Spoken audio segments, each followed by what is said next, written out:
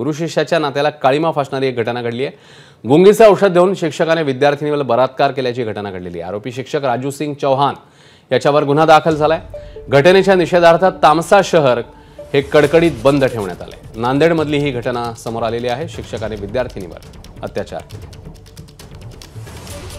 एका शाळेतील मुख्याध्यापकाने एका विद्यार्थिनीवर अत्याचार करून ही निंदनीय घटना तामसा येथे घडलेली आहे व त्याच्या निषेधार्थ आज पूर्ण तामसा मार्केट आमचं कडकडीत बंद आहे व जे गुन्हेगार असतील याच्यामध्ये त्याच्यावर योग्य ती कारवाई कडक कारवाई करण्यात यावी याच्यासाठी आमचा हा बंद आहे व पूर्ण तामसा गावातले हे काळीमा फासणारी घटना आहे।